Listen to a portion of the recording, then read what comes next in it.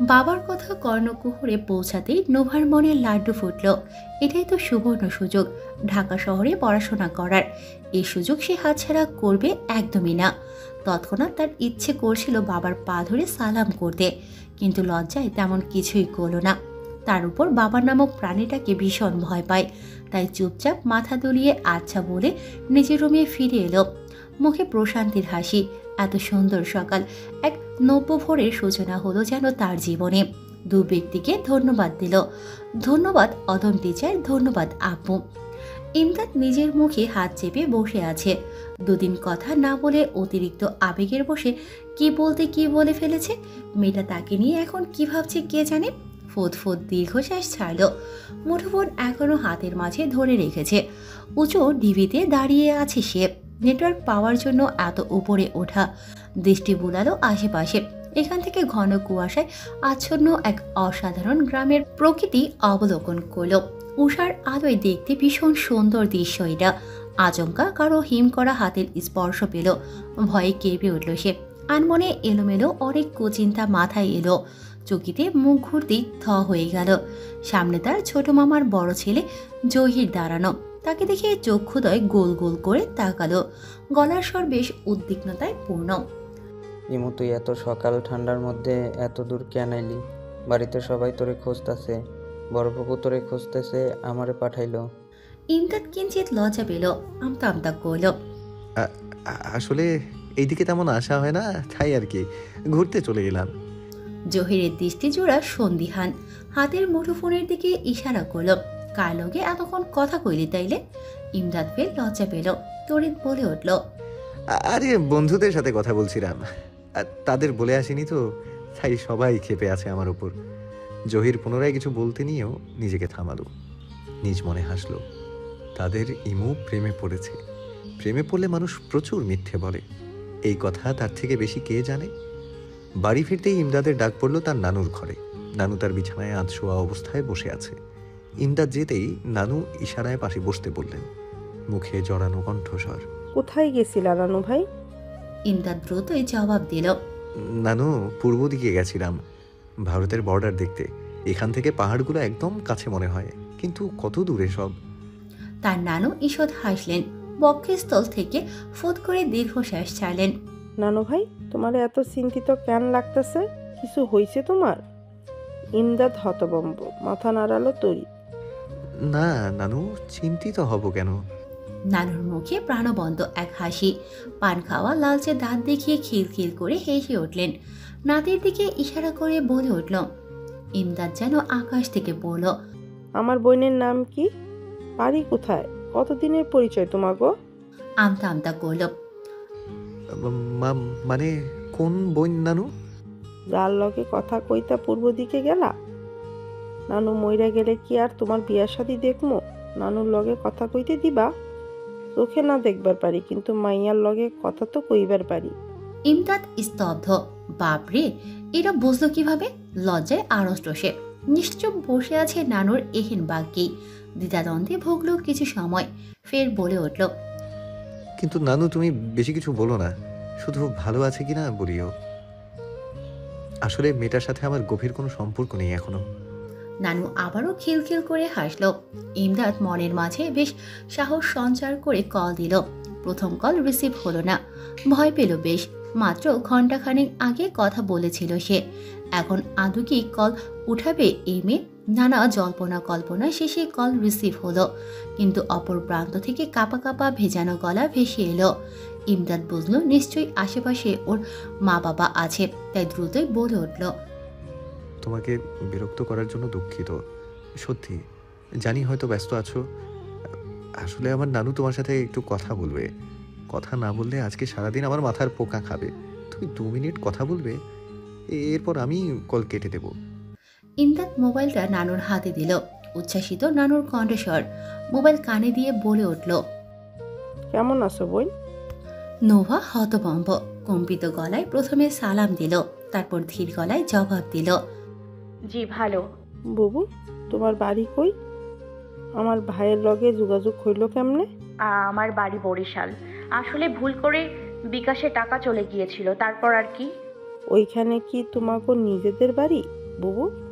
না, আব্বুর চাকরির সূত্রে এখানে থাকি, কিন্তু আমাদের নিজেদের বাড়ি নোয়াখালী, কোম্পানিগঞ্জ। তবে নিজেদের এলাকায় কখনো যাওয়া হয়নি। আসলে আব্বু নিজেই কখনো নিয়ে যায়নি। নোয়াখালীতে তাইলে সমস্যা নাই। আচ্ছা, আমার পাগল ভাইরে দেখা রাইখো। তোমার লগে হয়তো দেখা হইব না আমার, ততদিন কি আর বাঁচমো? তয় নানুর কথা মনে রাইখো, কিন্তু পাগলাটারে নিয়ে নানুর কবর জিয়ারত করতে আইসো। কি আসবা তো বইন? ইমদাদ নানুর মুখে এমন কথা শুনে রেগে গেল। আর কিছু বলার আগে মুঠোফোন কেড়ে নিল। নোভাকে বিদায় বলে কল কাটল। নানুর সাথে কপট রাগ দেখালো, এভাবে মরার কথা বলবে না নানু। কিন্তু তার নানু খিলখিল করে হেসেই যাচ্ছে। ইমদাদের ভীষণ মন খারাপ হলো। কথায় কথায় তার নানু কেন মরার কথা বলে। মুঠোফোন রেখে পড়ায় মনোযোগ দিল আবার। আর কিছু সময় পর কোচিংয়ের উদ্দেশ্যে বের হবে। হঠাৎই টুংটাং করে খুদে বার্তার জানান দিল তার মুঠোফোন। নোভা অবাক হলো না, ভাবলো ফের তার অধম টিচারই হবে। লোকটার আজ কি হয়ে গেল? অধর কোণে ঈষৎ লাজুক হাসি। নিজের মনে অনেক কিছুই ভেবে নিল, কিন্তু স্ক্রিনে চোখ পড়তেই তার কল্পনার অবসান হলো। মুখের হাসি মুহূর্তেই উবে গেল। দেখলো তার তমার মেসেজ। ওপেন করতেই তার চোখ কপালে। আবার কি হলো? নিশরাত, জলদি স্কুল আয়, সর্বনাশ হয়ে গেছে। মন্দার অবস্থা ভালো না রে, মন্দার অবস্থা ভালো না রে, কি হবে কে জানে। নোভা আটকে উঠল। দ্রুতই তৈরি হলো স্কুলের উদ্দেশ্যে। আলমিরা খুলতেই চোখ পড়ল ইমদাদের দেয়া হিজাবের ওপর। অধর করে লাজুক হাসি। একটা হিজাব হাতে নিল। খুব ইচ্ছে হলো আজ পরে দেখতে। মেরুন রঙা হিজাব নিজের মাথায় বাঁধল। রুম ছেড়ে বের হতেই চোখে পড়ল নীলাভ নিভানের ঝগড়ার দৃশ্য। দুজনেই একে অপরকে খোঁজাবে, আবার একে অপরকে উদম কেলানি দিয়ে কিছু সময়ের মাঝে একদম শান্ত। মনে হবে পৃথিবীর সবচেয়ে শান্ত ভদ্র বাচ্চা। এই ভালো তো এই খারাপ। কলহ বিবাদ হলেও তাদের দুজনের মাঝে আবার বেশ গলায় গলায় ভাব। নোভা নিজ মনে হাসল। ফের পায়ের কদম বাড়ালো। মায়ের রুমের সামনে আসতেই থমকালো। বাবা মায়ের কথোপকথন শুনে বেশ চমকে উঠল। রশিদ বেশ উদ্বিগ্ন মুখে বসা। রোকেয়াকে ব্যাগে কাপড় গুছিয়ে রাখতে বলল। দুপুরের খাবার খেয়ে সে চট্টগ্রামের উদ্দেশ্যে রওনা দেবে। সেখানে দুদিন থাকবে। রোকেয়া কিছু বলল না, শুধু হ্যাঁ বলে মাথা নাড়ালো। নোভা ঘর থেকে বেরোলো, কিন্তু মনের মাঝে একটাই চিন্তা ঘুরপাক খেল। তার বাবা হঠাৎই চট্টগ্রাম কেন যাবে? কার কাছেই বা যাবে? ক্লাসে প্রবেশ করতেই লিমার সাথে দেখা। আজ মেয়েটার মুখে হাসি নেই। তার দিকে কেমন নিরেট দৃষ্টিতে তাকালো। খুব বেশি মাথা ঘামালো না, সোজা তমার পাশে গিয়ে বসলো। বসতেই তার হাতশ্রী মুখে ভেসে উঠল। তমা ফিসফিস করে বলে উঠল, বোন, দুর্ঘটনা ঘটে গেছে, কি হবে এবার? বাবুর অবস্থা নাকি বেশ সিরিয়াস। সেও তমার মতো ফিসফিস করল। অবস্থা সিরিয়াস? মরে টরে যাবে না তো আবার? মুহূর্তেই তমা চোখ রাঙালো। আস্তাগফিরুল্লাহ পর বদমাইয়া, বাবুর কিছু হইলে আমাদের কি হবে একবার ভেবে দেখ। নোভা টিপ্পনি মেরে বলল, কি হবে আর? জেলে যাব, তারপর আমাদের ফাঁসির দণ্ডাদেশ দেবে। এরপর আমরা মরে যাব। হে আল্লাহ, আমাদের কি হবে? তমা চল শক্ত করল। তুই মজা করছিস নিশিরাত? নোভা ফোঁত করে নিঃশ্বাস ছাড়ল। তুই শুধু শুধু চিন্তা করছিস। এতটাও মরিনি যে মরে যাবে, এতটাও মারিনি যে মরে যাবে। তবে বেচারার ভবিষ্যৎ নষ্ট হতে পারে, এটা আমি শিওর। তমা অশান্ত মনে বসল। নোভা নরম সুরে বলল, বোন, যা হওয়ার তা দেখা যাবে। এখন এত চাপ নিস না তো। তুই ভয় পেলে আমার কি হবে বল? ক্লাসের ঘন্টা পড়তে কিছু সময় পর ওবায়দুল স্যারের আগমন ঘটল। নোভা চটজলদি বলে উঠল, স্যার, আমাদের বোন কেমন আছে? স্যারের মুখে প্রশস্ত হাসি। আলহামদুলিল্লাহ ভালো, তোদের সবার দোয়ায়। তারপর পুরো ক্লাসে দৃষ্টি বোলালেন নমনীয় সুর গলার মাঝে। আগামীকাল কিন্তু তোমাদের ক্লাস টেস্ট, মনে আছে তো? সবাই কালকে তাড়াতাড়ি এসো কিন্তু। ছাত্রীরা সমস্বরে বলে উঠল। নোভার মুখে প্রাণবদ্ধ হাসি। আজকাল ম্যাথ সে অনেক ভালো পারে। এখন আগের মতো তেমন বিরক্তি আসে না। এই অসাধ্য সাধন সবই তার অধম টিচারের কামাল। ক্লাস শেষ হতেই লিমার আগমন।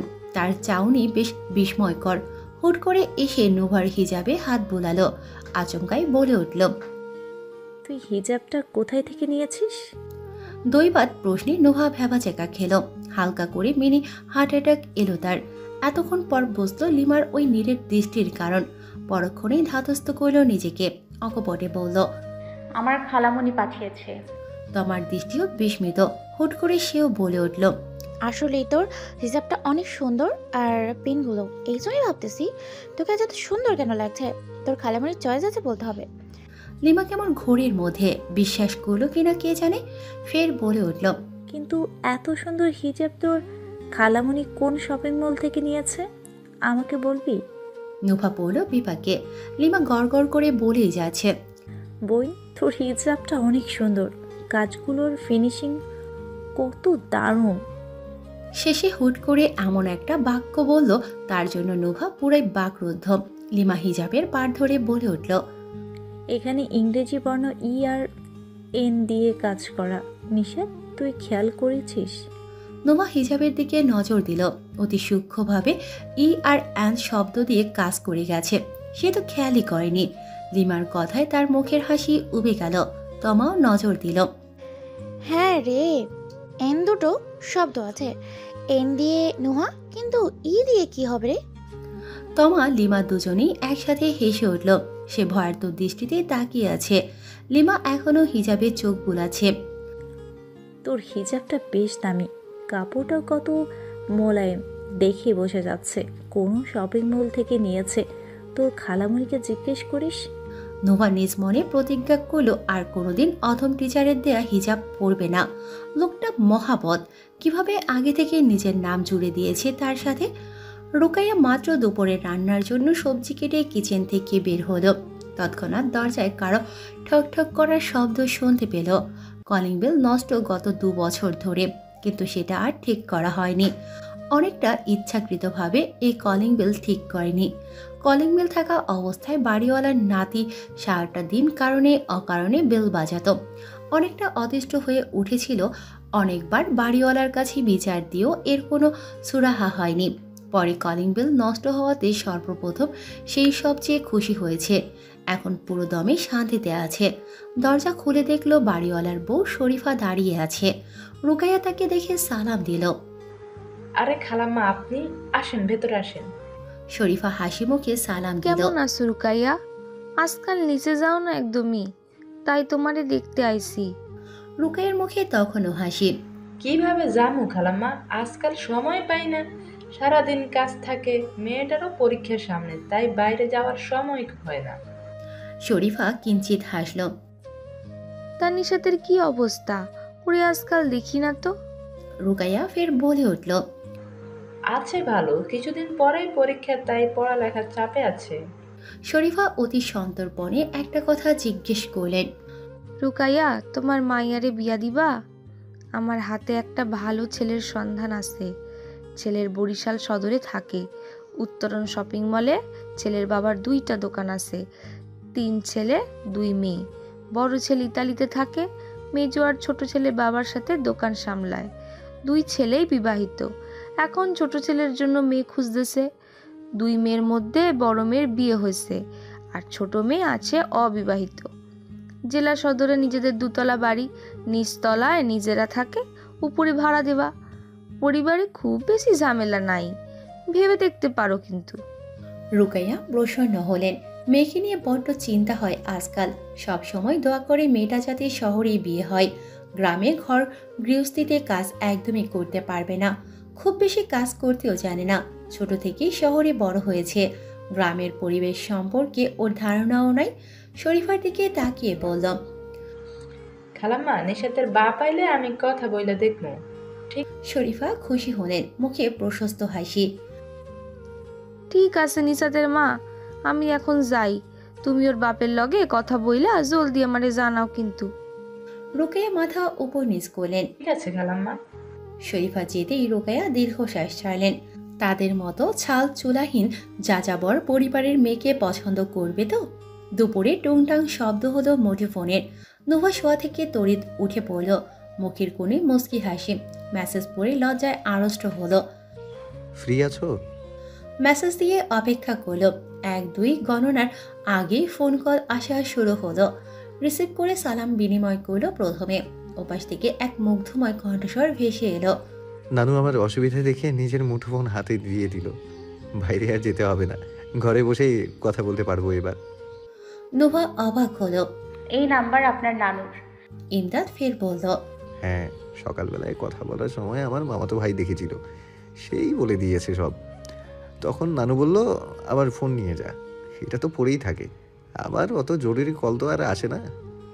নোভা কিঞ্চিত লজ্জা পেল। ইমদাদের নানু তাকে নিয়ে কি ভাবছে কে জানে, নিজ মনে দোটানায় ভোগল। কিয়ৎক্ষণ পর বলে উঠল, আচ্ছা, আপনার মামাতো ভাই কি বলেছে আমার সাথে কথা বলতে দেখে?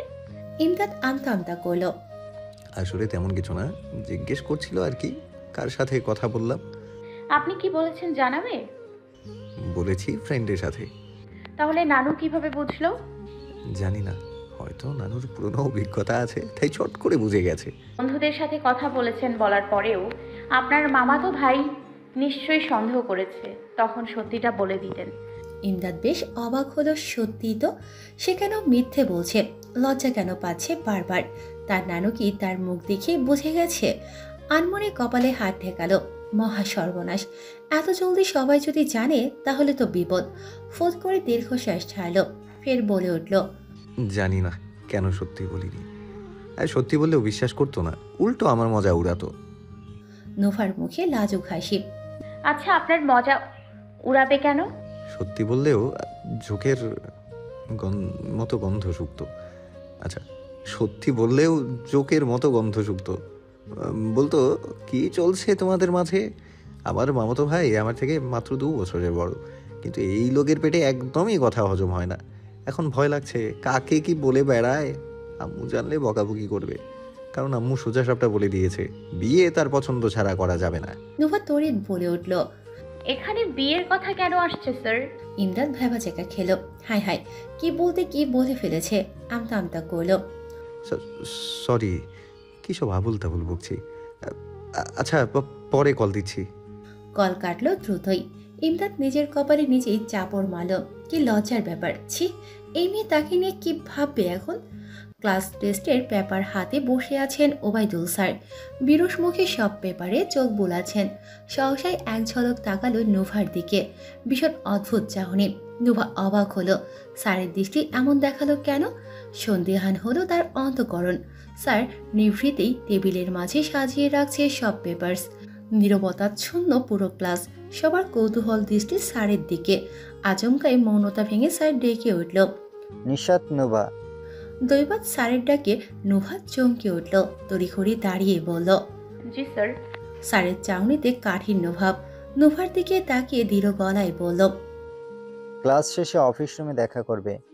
নোভা বাকরুদ্ধ, মনটা ভীষণ খসখস করল। তার প্রিয় স্যার আজ এত রুষ্ট গলায় কথা বলছে, কিন্তু কেন? পরীক্ষায় কি এবারও ফেল করেছে? কিন্তু তা কি করে সম্ভব? সে তো ভালোই পরীক্ষা দিয়েছিল। নিজ ভাবনা সেরে স্যারের দিকে তাকালো। স্যার, আমি কি পরীক্ষার ভালো করিনি? কিন্তু আমি স্যার। আর কিছু বলার আগেই ওবায়দুল স্যার নোভাকে থামালেন। ওনার গম্ভীর স্বর ভেসে এলো, ক্লাস শেষে দেখা করতে গেলে বুঝতে পারবে, এখন বসো। নোভা ফের অবাক হলো স্যারের এমন আচরণে। নিশ্চুপ বসে পড়ল। লিমা জেবা ফিস ফিস করল, নিশাত, তোকে কেন যেতে বলছে? নোভার জবাব আসার আগেই তমা বলে উঠল, তুই এখানে, নিশা তো এখানে। তুই যা শুনেছিস নিশা তো তাই শোনাচ্ছে, তাহলে সে কি করে জানবে কি জন্য রেখেছে? দুজন মুহূর্তের মাঝেই চুপ হয়ে গেল। লিমা তবুও বক বক করল, আজকে স্যার তোর দিকে কেমন করে তাকালো, কিছু তো একটা আছে। নোভার লিমার কথায় ধ্যান দিল না। তার মাথায় ঘুরছে স্যারের সেই গম্ভীর স্বর। তাকে ছাড়া স্যার সবার ক্লাস টেস্টের পেপার দেখালেন, সে এবার সন্দিহান। তার পেপার স্যার কেন দেখালো না? তাহলে তার খুব খারাপ রেজাল্ট এসেছে, এজন্যই কি সবার সামনে ক্লাস টেস্ট পেপার দেখায়নি? মাথা নিচু করে বসে আছে, হতাশা ঘিরে আছে তাকে। ভেতরটা দুমড়ে মুচড়ে যাচ্ছে। হঠাৎই তমার পেপার নজরে এলো। তমা 50-এর মধ্যে 46 পেয়েছে। তমা ছাড়াও আরও 3 জন একই ফলাফল পেয়েছে, কিন্তু সে কত পেয়েছে? ফের একবার স্যারের দিকে কাতরভাবে তাকালো। আমার পেপার। নোভার দিকে না তাকিয়ে স্যারের সেই আগের গম্ভীর স্বর ভেসে এলো, ক্লাস শেষে দেখা করতে বলেছি না তোমাকে? আর কিছু না বলে স্যার গটগট করে ক্লাস থেকে বের হয়ে গেলেন। ক্লাসের স্টুডেন্টরা নোভার দিকে অদ্ভুত দৃষ্টিতে তাকিয়ে আছে। এই প্রথম ওবায়দুল স্যার তাকে এড়িয়ে গেছে, অথচ এই স্যারের সবচেয়ে প্রিয় ছাত্রী সে। কেন স্যার এভাবে তাকে তুচ্ছ তাচ্ছিল্য করলো নোভা জানে না। রশিদ জামান। ডাক শুনে রশিদ উঠে দাঁড়ালো, পাশে রাখা অফিস চেয়ারে বসলো, গলার স্বর মোলায়েম। জি, আমি রশিদ জামান। কোম্পানির জেনারেল ম্যানেজার আনিসুর রহমান। তিনি রশিদকে প্রশ্ন করলেন, এর আগেও আপনি একটা কোম্পানির ম্যানেজার ছিলেন, কিন্তু চাকরি ছেড়ে দিলেন কেন? মুখে ঈষৎ হাসি রশিদের, হতাশার সুর ভেসে এলো গলা থেকে। স্যার, চট্টগ্রাম আমার দ্বিতীয় হোমটাউন। 16 বছর বয়সে প্রথমবার নিজের শহর ছেড়ে এখানে এসেছিলাম।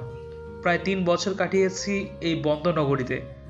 হয়তো নগরের টান, নারীর টান, তাই আবার ফিরতে চাই। আপনার নিজের হোমটাউন কোথায় মিস্টার রশিদ? নোয়াখালী, কোম্পানিগঞ্জ। আপনি বরিশাল কেন স্থায়ীভাবে থাকেন, নিজের হোমটাউনে থাকেন না কেন? রশিদের মুখে তাচ্ছিল্যের হাসি। যেখানে নিজের আপনজনে নেই, সেখানে কার কাছে থাকবো? ওখানে আমার জন্ম হয়েছে শুধু, আর কিছু নয়। আনিস হঠাৎই চেয়ার ছেড়ে উঠে দাঁড়ালেন। রশিদের দিকে তার তীক্ষ্ণ দৃষ্টি।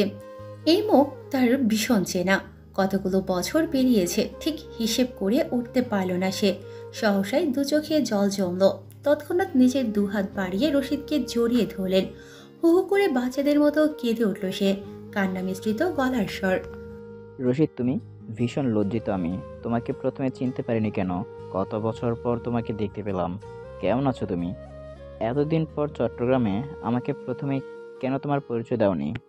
রশিদ জামান মৃদু হাসলেন। আনিসকে তিনিও দুহাতে জড়িয়ে ধরলেন, ভেজানো নরম গলায় বলে উঠলেন, আমার কোনো দুঃখ নেই, না অভিযোগ, কিন্তু প্রচণ্ড ভয় হয় আত্মসম্মান হারানোর। আনিস, এই চট্টগ্রামের সবচেয়ে বিশ্বস্ত তুমিই আছো, তাই তোমার কাছে ছুটে এসেছি। বড্ড বিপদে পড়েছি ভাই। আনিস অবাক হলেন, এত বছর পর কেন তার প্রিয় বন্ধু তার কাছে ছুটে এসেছে। হয়তো বড় কোনো বিপদ। তার দু চোখে জিজ্ঞাসু দৃষ্টি। বিবস্ত্র মুখ দেখে বুঝতে পেরেছি। তবে চিন্তা করো না, আমার কোম্পানিতে হোক বা অন্য কোম্পানিতে, আমি তোমার জন্য জবের চেষ্টা করব। কিন্তু আমাকে 2টা মাস সময় দিতে পারবে? এইটুকু বলে থামলেন আনিস, ফের বললেন, কিন্তু চাকরি কেন ছেড়ে দিয়েছ রশিদ? রশিদের মুখ থমথমে, মলিন গলায় বললেন, চাকরি এখনো ছাড়ি নাই। আনিস বেশ চমকালেন। তাহলে? কিন্তু ছেড়ে দিতে হবে, তাই তো ছুটে এসেছি তোমার কাছে আনিস। আনিস ফের প্রশ্ন ছুড়ল, কারণটা কি বলা যাবে রশিদ? রশিদ হতাশার শ্বাস ছাড়ল, বলে উঠল, আমি বড্ড আত্মসম্মানীয় ব্যক্তি, কিন্তু ওরা আমার সম্মানে হাত দিয়েছে। আমি বড্ড ভয় পাই সম্মান হারানোকে। কোম্পানির মালিকের বেপরোয়া বকে যাওয়া ছেলের জন্য আমার নিষ্পাপ ফুলের মতো মেয়ের জন্য বিয়ের প্রস্তাব দিয়েছিল, কিন্তু আমি তাতে রাজি হইনি। যে ছেলে রাত দিন মদে আর নারীতে ডুবে থাকে, সেই ছেলের কাছে আমি কিভাবে আমার মেয়ে দিতে পারি আনিস? অত খারাপ বাবা আমি নই। প্রস্তাব প্রত্যাখ্যান করায় আমাকে চাকরি ছেড়ে দিতে বলেছে। রশিদ কথাগুলো বলে কান্নায় ভেঙে পড়ল, ফের বলে উঠল, আনিস, প্রত্যাখ্যানের বদলা নিতে ওরা আমাকে চরমপদ দিয়েছে। এর জন্য একবার রাস্তায় মাথা ঘুরে পড়ে গিয়েছিলাম। বাড়িতে আজও কাউকে কিচ্ছু বলতে পারিনি। তোমার ভাবি শুনলে সহ্য করতে পারবে না। আমি খুব কষ্টে আছি, না পারছি চাকরি ছাড়তে, না পারছি সহ্য করতে। আমাকে নিম্নমানের পদ হলেও কিছু একটাতে দিয়ে দাও, পরে না হয় ভালো কোনো পদে দিও।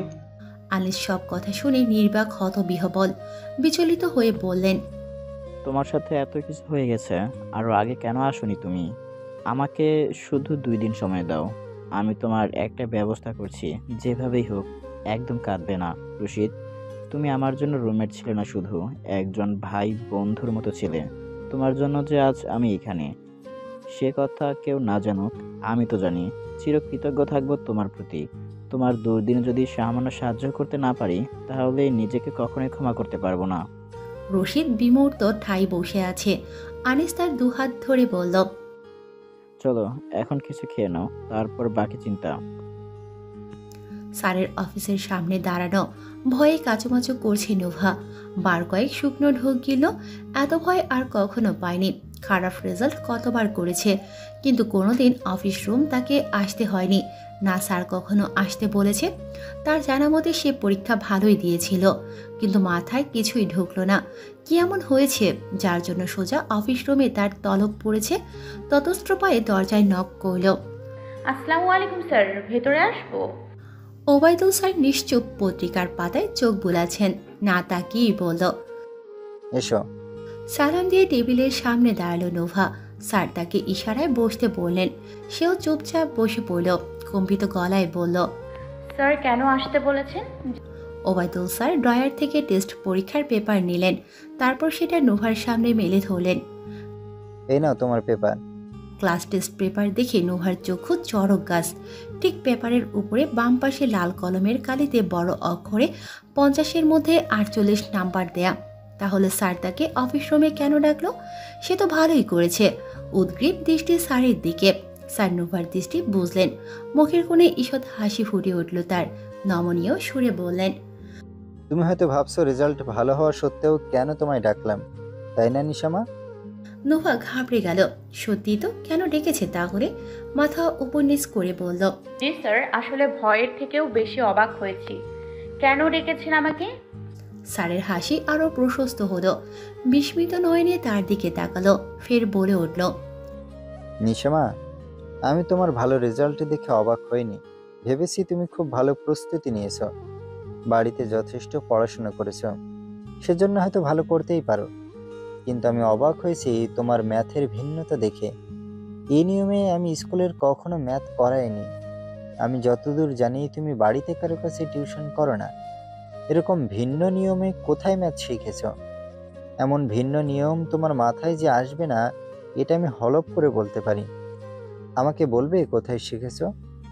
নোভা বাকরুদ্ধ। হৃদয় কম্পনের ধক ধক শব্দ অনায়াসে তার কর্ণদয়ে বাজতে লাগলো। ভয়ে আমতা আমতা করল। কি বলবে স্যারকে? সত্যি বলবে নাকি মিথ্যা বলবে? ওবায়দুল স্যার তার অবস্থা বুঝল। তাকে অভয় দিয়ে বলল, এভাবে কাঁপছো কেন নিশামা? আমি শুধু কৌতূহলবশত জানতে চেয়েছি। ভয় নেই, তুমি নিঃসংকোচে বলতে পারো। নত মস্তকে নেত্র পৌলব কয়েকবার ঝাঁপ গেল। শুকনো ঢুকিল নোভা। ধীর গলায় বলল, স্যার, আমার একজন অনলাইন টিউটর আছে। সে আমাকে পড়ায়, সাজেশনও তৈরি করে দিয়েছে। আমার ভুলগুলো খুব সুন্দর করে ধরিয়ে দেয়। রোজ আমার থেকে পড়া নেয়। কোন বিষয় কখন পড়ব সেটার জন্য আলাদা রুটিন তৈরি করে দিয়েছে। সাবলীল আর সহজ নিয়মে সব বিষয়ের উত্তর তৈরি করে দিয়েছে। আর সে আমাকে... কথার মাঝে স্যার নোভাকে থামিয়ে দিলেন। ফের জিজ্ঞেস করলেন, কোথায় থাকে তোমার অনলাইন টিউটর? কোনো ভনিতা ছাড়াই বলল। নোভা নিজ মাথায় নিষ্পলক টেবিলের দিকে তাকিয়ে আছে। নিজ মনে উত্তর খুঁজছিল কি বলবো স্যারকে। ওবায়দুল স্যার নিজ মনে হাসলেন। হুট করে বললেন, কিভাবে পরিচয় হলো? ঠিক আছে, যাও এখন। পরে কোনো একদিন তোমার বাকি গল্প শুনবো। নোভা হতভম্ব। বেশ দোটানায় পড়ল স্যার কি ভাবছে এখন তাকে নিয়ে। খারাপ কিছু নয় তো? সালাম দিয়ে অফিস রুম থেকে বের হয়ে এলো। ভেতর থেকে হতাশার দীর্ঘশ্বাস বেরিয়ে এলো। কিন্তু মন খারাপ হলেও ঠোঁটের কোণে উচ্ছ্বাসিত হাসি। ব্যাগ থেকে বাটন ফোনটা বের করলো। সুন্দর করে একটা মেসেজ দিল তার প্রিয় পুরুষকে। আকাশের দিকে তাকিয়ে নিজ মনে আওড়ালো, ঢাকায় থাকে। অভিবাদন, অভিবাদন। হে প্রিয়, তুমি এলে তাই জীবনটা সুনীল। আধার ছাড়িয়ে আলোক ছটায় করেছ স্বপ্নে। কৃতজ্ঞতায় নত জানু হই শততম। বড্ড প্রিয় তুমি ও প্রিয়, বড্ড প্রিয় তুমি ও প্রিয়তম। বেঁচে থেকেও অজস্র দিন আমার জীবন করে রঙিন। মেঘা, শুভাশ্রী। গত দুদিনেও ইমদাদের কোনো খোঁজ নেই। নোভা বিচলিত হয়ে পড়ল। এভাবে গায়েব হওয়ার কারণ কি? তার নানুর নাম্বারে একাধিক মেসেজ পাঠিয়েছে সে।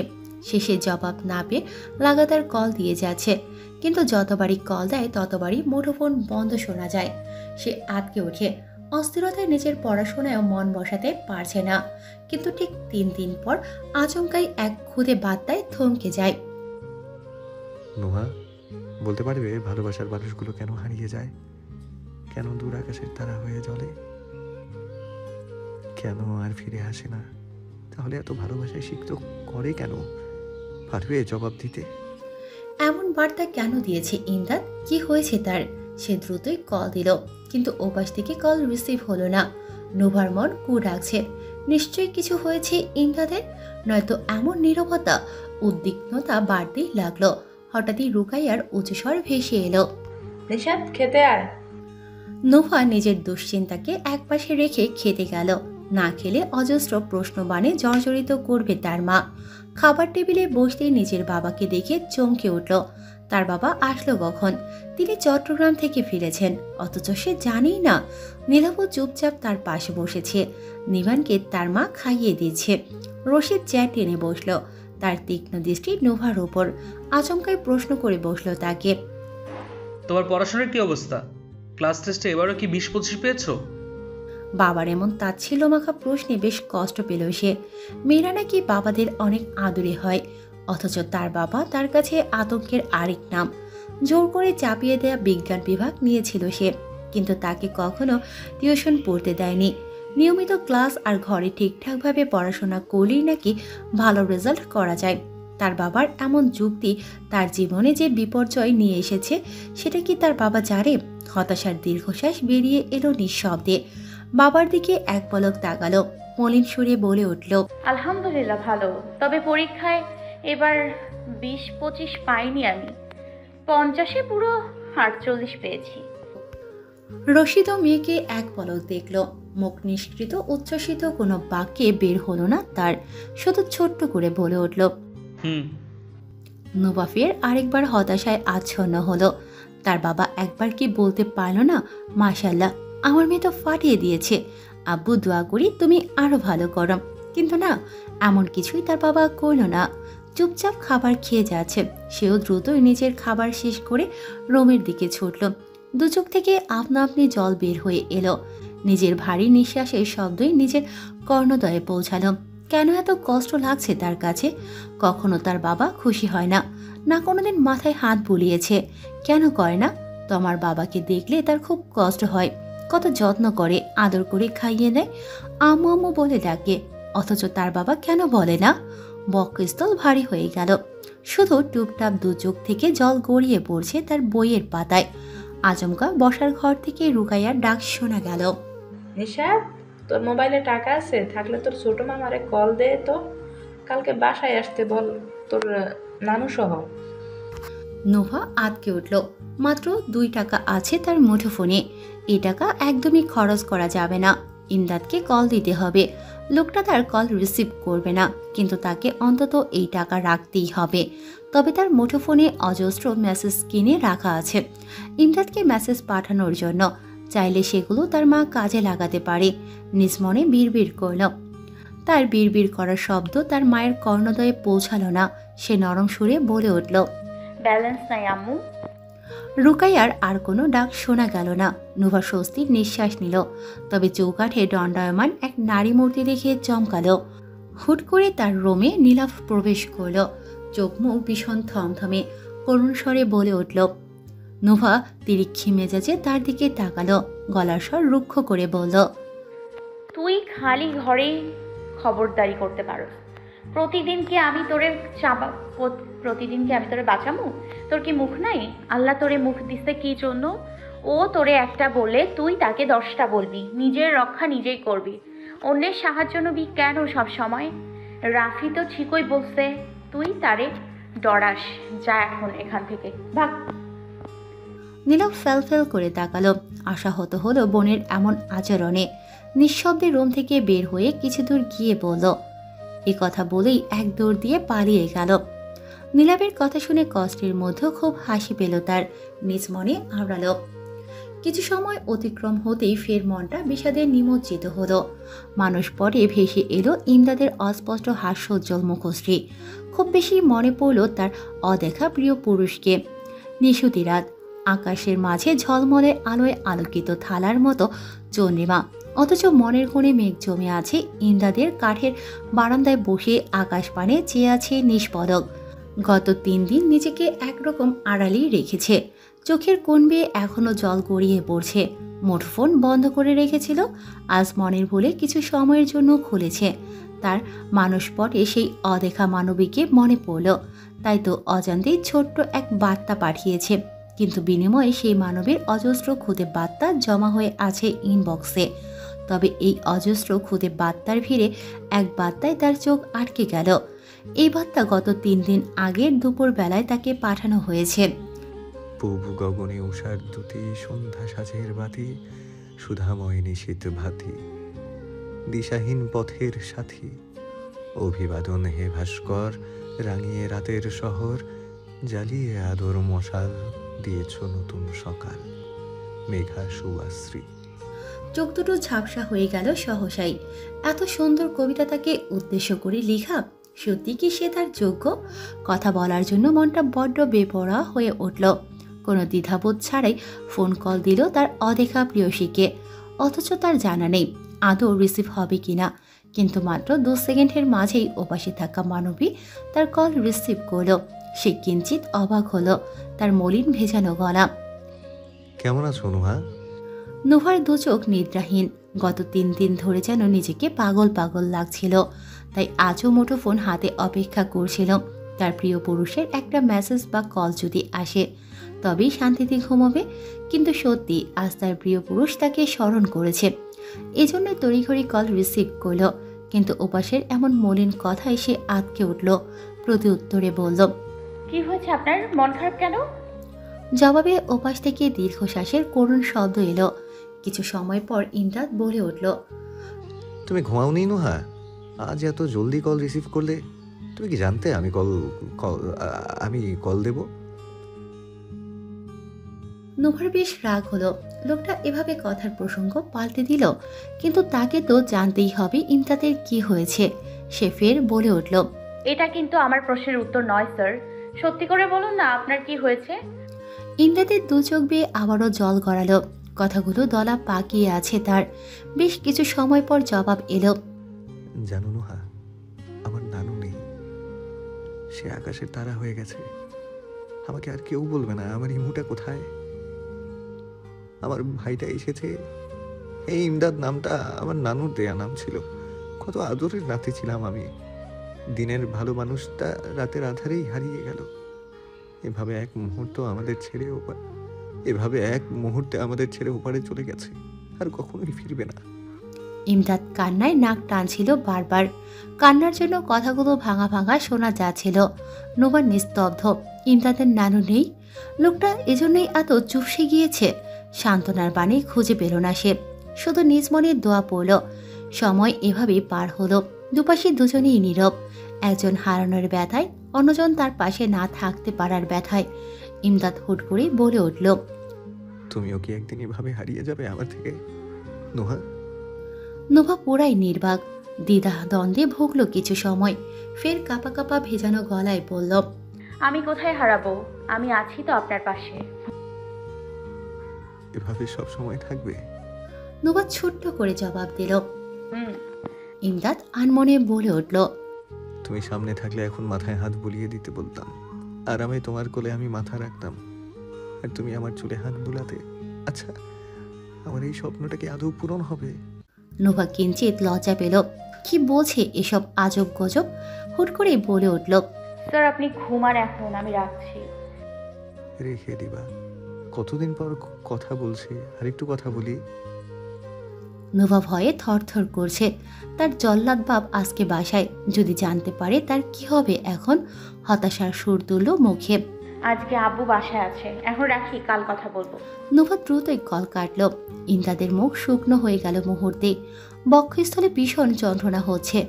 ভালোবাসি বলতে না পারার যন্ত্রণা যে বড্ড ভারী হয়। কবে মন খুলে বলতে পারবে? ভালোবাসি প্রিয় বোকা পাখি।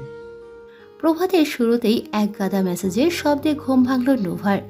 এত মেসেজের বহর। অবাকের চরম পর্যায়ে এসে 2-1টা পড়ে নিল।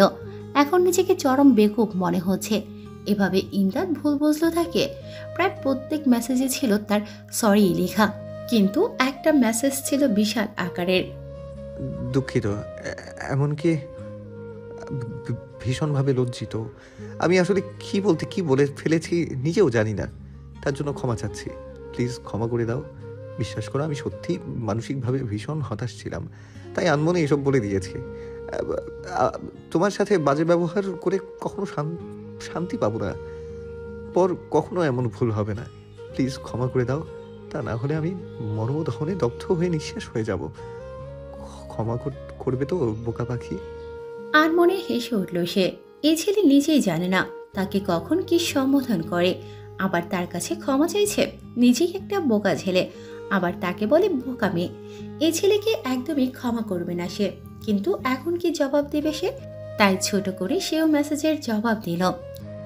ক্ষমা করব এক শর্তে, যদি আপনি আর সরি না বলেন। বুঝলেন বোকা স্যার? ওপাশ থেকে দ্রুতই জবাব এলো ইমদাদের। যথাজ্ঞা আমার প্রিয় ছাত্রীটা। কিন্তু তুমি আমাকে বোকা স্যার বললে কেন? আমি কি সত্যি বোকা? নোভা ফের হেসে উঠল, জবাবে কিছুই বলল না। থাক না এভাবে কিছু কথা হিয়ার মাঝে। বারান্দায় দাঁড়িয়ে প্রকৃতির রূপে বিমুগ্ধ নোভা। অন্তঃকরণে আজ বিষাদ যেন উকি দিচ্ছে। আজকের দিন পেরোলে আগামীকাল স্কুল জীবনের বিদায় ঘণ্টা। 10 বছরের দীর্ঘ প্রাতিষ্ঠানিক জীবনের অবশেষে সমাপ্তি। সেই চিরচেনা স্কুল আর মানুষগুলো হারিয়ে যাবে। আর কি খুঁজে পাবো এই কিশোর জীবন? বয়স বাড়বে, বাড়বে ব্যস্ততা, কমবে সময়, কিন্তু হারিয়ে যাবে প্রিয় মানুষগুলোর সাথে কাটানো প্রিয় মুহূর্তগুলো। বক্ষস্থল থেকে দীর্ঘশ্বাস বেরিয়ে এলো। এদিকে ওবায়দুল স্যার তার উপর অনেক বড় দায়িত্ব দিয়ে রেখেছেন। ভাগ্য ভালো বিধায় সম্ভাষণ পড়েছে জেবাদের উপর, আর থিম সংশয়ে দায়িত্ব তাদের উপর। তার জন্য বিশেষভাবে প্রস্তুতিও নিতে হচ্ছে। দম ফেলারও জো নেই।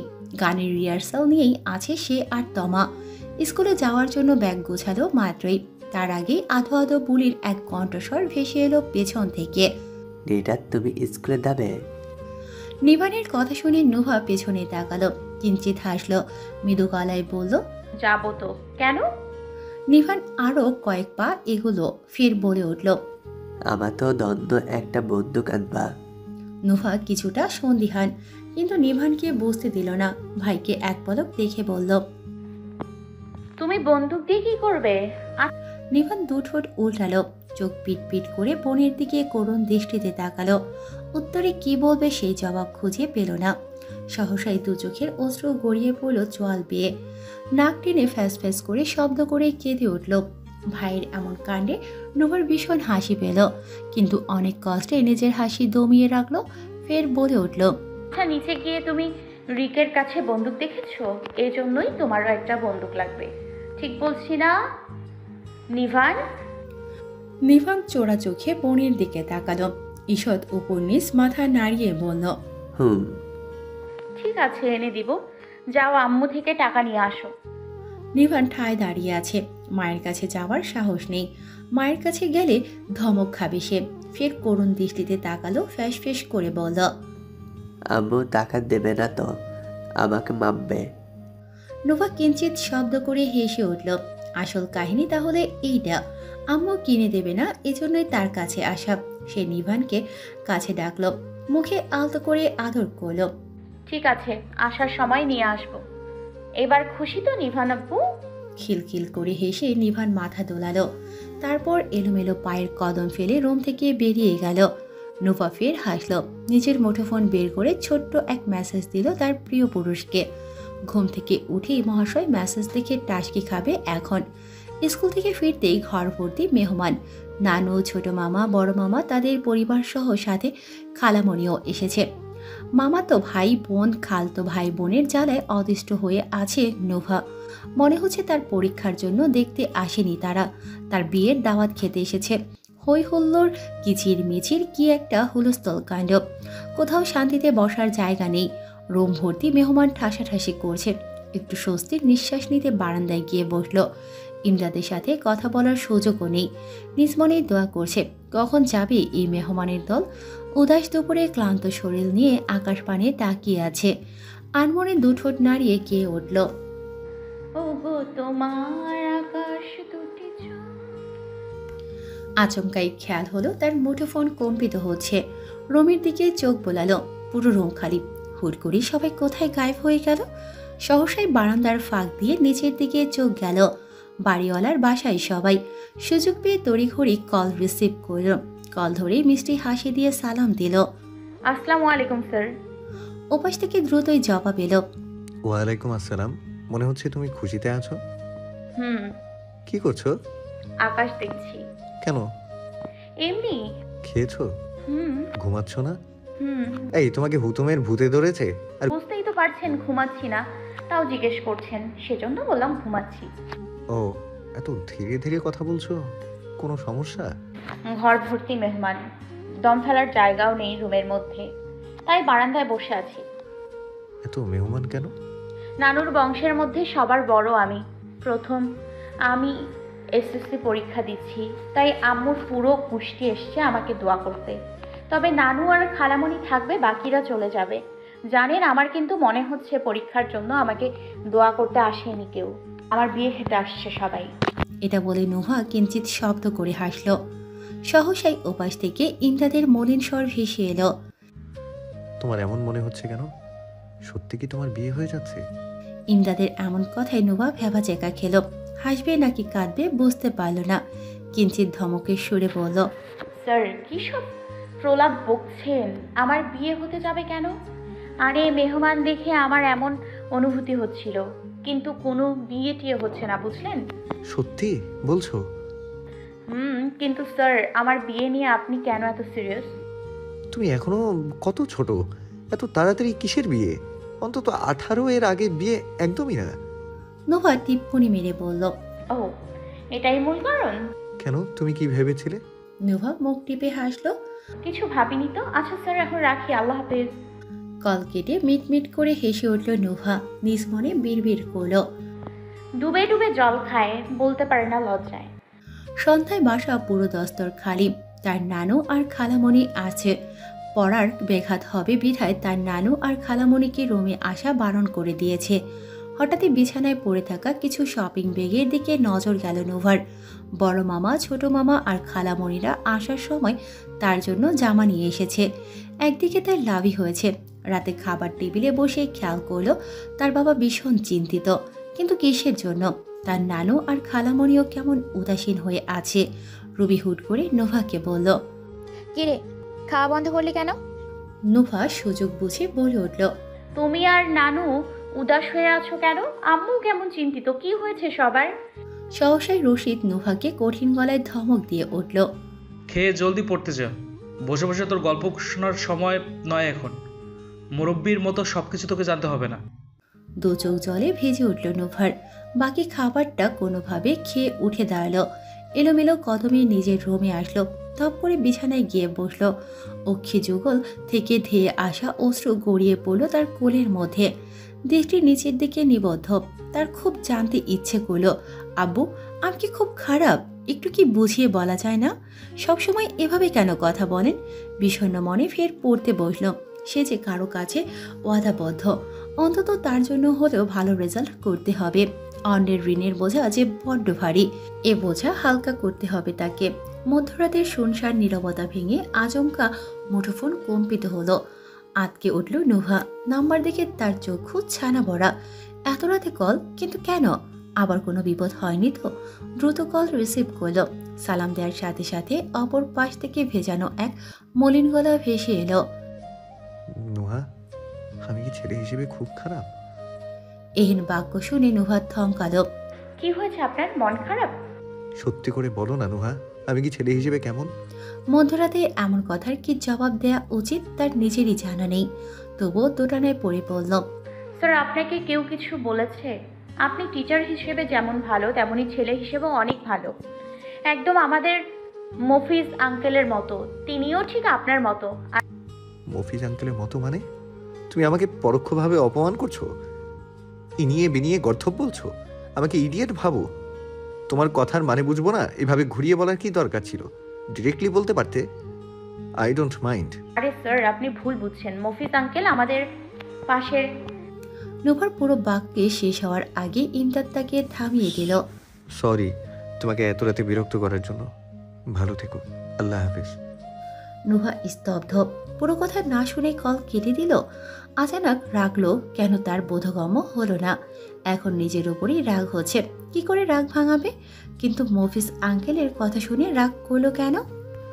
অশ্রুসিক্ত দু আঁখি নুভা তমার দুজনেই গান বন্ধ করতে মুহূর্তেই করতালিতে চতুর্দিক মুখরিত হলো। নুভা তমাকে জড়িয়ে ধরল। অশ্রু সজল দু আঁখিতে বিদ্যালয়ের প্রাঙ্গণে শেষ আলিঙ্গন তাদের। জেবা, ফারিয়া, লিমা তারাও যোগদান করলো তাদের সাথে। ক্লাসের বাকিরাও মঞ্চে পাশাপাশি দাঁড়ানো। তারাও একে অপরকে জড়িয়ে অশ্রু বিসর্জন করছে। ওবায়দুল স্যার এগিয়ে এসে সবার মাথায় হাত বুলিয়ে দিলেন। শেষ বিদায় হিসেবে বলে উঠলেন, দোয়া করি জীবনে সুখী হও, ভালো কিছু করে বাবা মায়ের সাথে স্যারদের নামও উজ্জ্বল করো। সামনে দাঁড়ানো অন্যান্য স্যাররাও একে একে মাথায় স্নেহের পরশ বুলিয়ে দিলেন তাদেরকে। গানের সমাপ্তির মাধ্যমে বিদায় অনুষ্ঠানেরও সমাপ্তি ঘটল। সবাই অশ্রুসিক্ত নয়নে বিদায় নিল স্যারদের থেকে। সবার পরনে বিভিন্ন বর্ণের শাড়ি, কিন্তু নোভা আর তমা শাড়ি পরেনি। দুজনের গায়ে শুধু গাউন। বাকিরা শাড়ি পরে হাঁটতে অসুবিধে হচ্ছে দেখে নোভার বেশ হাসি পেল। মঞ্চ থেকে উঠতে নামতে বেশ বেগ পোহাচ্ছে তারা। হুট করে লিমা এসে নোভার ডজন খানেক ছবি তুলল। সে কিঞ্চিত অবাক হলো। এই মেয়ে তার এত ছবি দিয়ে কি করবে? কিছু বলতে গিয়েও দ্বিধায় ভুগল। তার উপর আজকে স্কুল জীবনের শেষ দিন। তমা নোভা স্কুল থেকে বের হলো। কিছু দূর আসতেই তমালের সাথে দেখা। নোভা সালাম দিয়ে কুশল বিনিময় করল। জবাবে তমালও কুশলাদি জিজ্ঞেস করলো। আচমকায় তমাল একটা প্রস্তাব রাখলো। নোভা তড়িৎ বলল, না ভাইয়া, যাব না। দুপুরের খাবার এখানে খেলে আম্মু বকবে। হুট করে নিভান বলল, নেতাত আমি বাজার খাবো তার। নোভা দুজনকে চোখ রাঙালো, কিন্তু কাজের কাজ কিছুই হলো না। তাদের এমন আবদার দেখে তমাল সুযোগটা লুফে নিল। ফের আবার বলে উঠল। নোভা দ্বিধান্বিত। তমা চটজলদি নোভার হাত টেনে ধরল। সে কিছু বলার আগেই বলল, আজকে শেষ দিন হিসাবে একসাথে নাস্তা তো করতেই পারি। চল না নিশরাত। তারপর নিজের ভাইয়ের দিকে ইশারা করল। ভাইয়া চল তো। নোভা দীর্ঘশ্বাস ছাড়ল। দুবিচ্ছুকে এজন্য সে আনতে চায়নি। এটা খাবো ওটা খাবো, সবকিছু চিবিয়ে খাবো। দুজনেই তার মাথায় চিবিয়ে খায়। কোথাও নিয়ে গেলে রেস্টুরেন্ট থেকে বের হতেই লিমার সাথে দেখা হলো। নোভার দিকে তার সন্দিহান দৃষ্টি। হুট করেই বলে উঠল, তোর পাশের ছেলেটাকে? নোভা তমার দিকে ইশারা করল। তমাল ভাইয়ার কথা বলছিস? ওটা তোমার বড় ভাই। লিমা কি বুঝলো কে জানে, ফের বলে উঠল, ভালোই। আচ্ছা আসছি, তোরা এনজয় কর। তমাও অবাক হলো। তবে লিমাকে নিয়ে দুজন খুব বেশি ঘাটাঘাটি করেনি সেদিন। কিন্তু কে জানতো লিমা তাদের জীবনে মহাপ্রলয় সৃষ্টি করবে। বাড়ি এসে দ্রুত ফ্রেশ হয়ে ইমদাদকে মেসেজ দিল। এই লোক কি এখনো রেগে আছে তার উপর? তাই মনের মাঝে যা আসলো লিখে দিল। বস, আপনি কি এখনো রেগে আছেন কালকের কথার জন্য? সরি, আর কোনোদিন এমন কথা বলবো না। মফিজ আঙ্কেলের নাম জীবনেও বলবো না। মাত্র বাসায় আসছি স্কুল থেকে। সে কাউন্ট করলো, 1 2 3 4, এভাবে 10 হয়ে গেল। কিন্তু ফিরতি কল আসলো না। বেশ অবাক হলো। মনটা বিষাদে পরিপূর্ণ হলো তার। লোকটার হলোটা কি? সামান্য কথায় কেউ রাগ করে? মুঠোফোন হাতে নিয়ে বারান্দায় বসলো। 5 থেকে 10 মিনিট পেরোলো, কিন্তু ইমদাদের কল আসলো না। বিক্ষিপ্ত নয়নে তাকালো আকাশ পানে। কি হলো তার প্রিয় পুরুষের? মুঠোফোন হাতে বন্ধু মহলের একজন হো হো করে হেসে উঠল। ভূমিকম্পের মতো গা দুলানো হাসিতে সহসায় 5 জোড়া চোখ তার দিকে অদ্ভুতভাবে তাকালো। ইমদাদ হুট করে বলল, ভূমিকম্প হচ্ছে তোর গা দুলানো দেখে এত খিক করছিস কোন দুঃখে বলতো? হঠাৎই ইমদাদের দৃষ্টিগোচর হলো। দেখলো তার মুঠোফোনের দিকে তাকিয়েই হাসে। পরক্ষণে মনে পড়তে রুদ্ধ মূর্তিতে তাকালো বন্ধুর দিকে। আমার মুঠোফোন নিয়ে কি করছিস তুই? দে জলদি আমাকে। ফের আবারও হো হো করে হেসে উঠল সে। ব্যঙ্গ করে বলল, হ্যাঁ রে, তুই কবে বসলি? ইমদাদ মুহূর্তে বুঝতে পারল কে হতে পারে। নিজের মুঠোফোন চাইতে তার বন্ধুর দিকে হাত বাড়ালো, কিন্তু তার বন্ধু তাকে ফেরত না দিয়ে উল্টো সবাইকে মেসেজ পড়িয়ে শোনালো। ইমদাদে প্রচন্ড রাগ হলো। ফের আবারও মুঠোফোন চাইতে ধস্তাধস্তি করলো। তাদের মধ্যে অন্য একজন বলল, মুঠোফোন ফেরত দেবো এক শর্তে, যদি লাউড স্পিকার দিয়ে আমার সামনে কথা বলিস। ইমদাদ মুহূর্তেই ফুঁসে উঠল। একদমই না, আমাদের কি কোনো প্রাইভেসি নেই? পাশে বসে থাকা তার সমবয়সী খালাতো ভাই জিমান টিপ্পনি মারল, কিসের প্রাইভেসি রে? কথা বলিস তো ছাত্রীর সাথে। মুহূর্তেই সবার মাঝে হাসির রোল পড়ে গেল। ইমদাদ দাঁতে দাঁত পিষে মুঠোফোনের জন্য ফের একবার চেষ্টা করলো, কিন্তু এবারও ব্যর্থ হলো। রাগে হিস হিস করতে করতে নিজের নাড়ি ভুঁড়িতে যা জমানোর কথা ছিল সব উগলে দিল। তোদের সবকটার বাসর ঘরে সিসি ক্যামেরা বসাবো, তারপর আমিও দেখবো তোরা বাসর কিভাবে করিস। এক একটাকেও ছাড় দেবো না, আই প্রমিস। ইমদাদের কথা শুনে সবাই স্তব্ধ, শুধু একজন ছাড়া। সে মিটিমিটি করে হাসছে। তার যা কাজ করার তা কার্যসিদ্ধি হয়ে গেছে। এতক্ষণের ইমদাদের বিস্ফোরক কথা মুঠোফোনের অপর পাশে ব্যক্তি ঠিক শুনে নিয়েছে। মুঠোফোন এখনো কানে ধরে আছে নোভা। হুট করে মুখ চেপে ধরল, দ্রুতই কল কেটে দিল। অদ্ভুতভাবে বক্ষস্থল কাঁপছে তার। অবশেষে সেই কাঙ্ক্ষিত দিন চলে আসলো। এসএসসি পরীক্ষার প্রথম দিন। নোভার সাথে তার বাবা, বড় মামা, ছোট মামা তারা সবাই পরীক্ষার হলের সামনে দাঁড়ানো। তমার সাথে তার বাবা তমাল এসেছে শুধু। নোভার বড় মামা, ছোট মামা এসে তার মাথায় হাত রাখলো। ভালো করে পরীক্ষা দিস। সে হুম বলে মাথা নাড়ল শুধু। ফির তার ছোট মামা বলল, তুই বের হলে তো আর দেখা হবে না, মামারা চলে যাব। তার ছোট মামা হাতে 500 টাকার কসকছে একটা নোট গুজে দিল।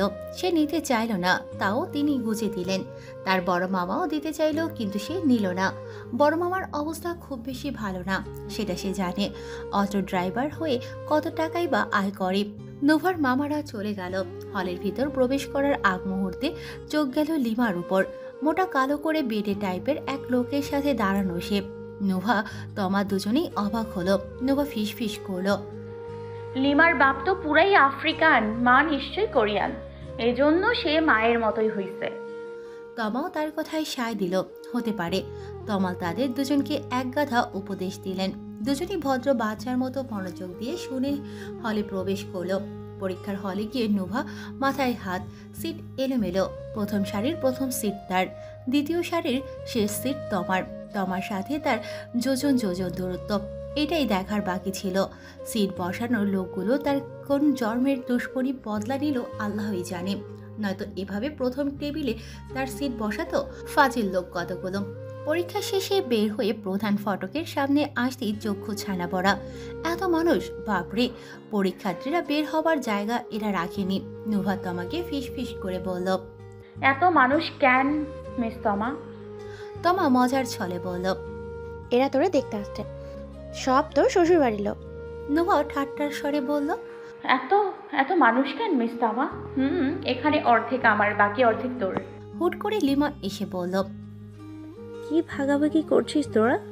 নোভা রগর গলায় বলল, আরে শ্বশুর বাড়ি, তোর লাগলে যা, তোকেও অর্ধেক দিলাম। লিমা হা হয়ে বলল, মানে? তমা নোভা দুজনেই খিলখিল করে হেসে উঠল। লিমা এখনো হা হয়ে দাঁড়িয়ে আছে। আচমকাই নোভা তমা একটা কথা শুনে স্তব্ধ হয়ে গেল। কালো মোটো বেটির লোকটাই জাফর মির্জা, লিমার মায়ের জেঠাতো ভাই। তার সম্পর্কে মামা। নোভা দুয়ে দুয়ে 4 মিলালো। তার মানে এই মেয়ে করেছে সব। বাসায় এসে প্রথম ইমদাদকে মেসেজ দিল নোভা। 2 সেকেন্ডের মধ্যেই মুঠোফোন কম্পিত হলো তার। ওপাশ থেকে ইমদাদের উৎগ্রীব কণ্ঠস্বর শোনা গেল, কেমন আছো? পরীক্ষা কেমন হয়েছে? মোটামুটি, রিটার্ন ভালো হলেও এমসিকিউ তেমন ভালো হয়নি। আচ্ছা, আমাকে এমসিকিউ এর প্রশ্ন বলো, কয়টা হয়েছে? আজই দেখবো, নিজেই দেখবো। নোভা সব প্রশ্ন বলল। ইমদাদ কল কেটে আধ ঘন্টা পর ফের কল দিল, বলে উঠল, তোমার 19টা হয়েছে। নোভা মন খারাপ করলো। ও, মাত্র 19? ইমদাদ ধমক দিল, তো কি হয়েছে? তো মন খারাপ হওয়ার কি আছে বলো তো? নিজের খেয়াল খুশি মতো পরীক্ষা দাও। আজ কি দিয়েছো একদম ভাববে না, বরং কালকের জন্য ভাবো। ভালো রেজাল্ট করলে আনন্দ লাগে, ভালো কলেজে ভর্তিও হওয়া যায়, সমাজে সম্মান বাড়ে, এটা ঠিক। কিন্তু রেজাল্ট হচ্ছে একটা সার্টিফিকেট মাত্র, এছাড়া আর কিছুই না। কত জিপিএ 5 সার্টিফিকেটধারী আছে যাদের সাধারণ জ্ঞানটুকুও নেই। নিজের দেশ সম্পর্কে জিজ্ঞেস করলে 2 লাইনও বলতে পারে না। তাই নিজের পড়াশোনার উপর ফোকাস করো বোকামে, রেজাল্টের উপর নয়। হাঁপিয়ে গেল। ওরে বাপরে, কত বড় লেকচার! প্রতি উত্তর করলো বেশ সময় নিয়ে। জি, মনে থাকবে।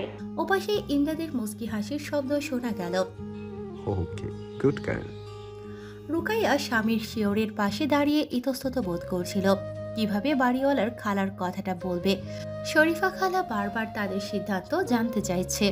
রশিদ জামান বউয়ের হাবভাব কিছুটা আন্দাজ করলেন। তার দিকে তীক্ষ্ণ দৃষ্টি রেখে বললেন, কিছু বলবে রুকাইয়া? রুকাইয়া স্বামীর অনুমতি পেয়ে প্রসন্ন হলেন।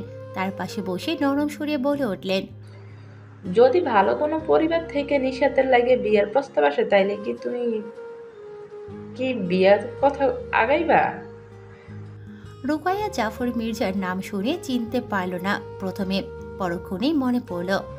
তুমি কি উত্তর দিছো জাফর মির্জারে? হ্যাঁ বলে দিছো তাদের? রশিদ বইয়ের বিচলিত মুখ দেখে হাসলেন, তাচ্ছিল্যের স্বরে বলে উঠল। রুকাইয়া হা হয়ে স্বামীর কথা শুনছে, ব্যগ্র কণ্ঠে বলল, তুমি কি বলছো? প্রস্তাব তো ভালোই আছে, ছেলে দেখতে কেমন, কি করে? রশিদ জামান বিদ্রুপের সুর তুলল, বউয়ের থেকে দৃষ্টি সরিয়ে বলে উঠল, মানে তোমার কথা কিছুই বুঝলাম না। তুমি কি ওই প্রস্তাবে রাজি? আচ্ছা, শরীফা খালা যে প্রস্তাব দিল তার কি উত্তর দিমো?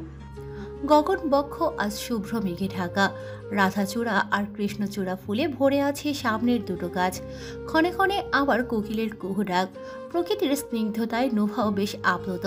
অন্তঃকরণে যে আজ অদ্ভুত অনুভূতি হচ্ছে, কখনো লজ্জায় নয়তো কখনো জড়তায়।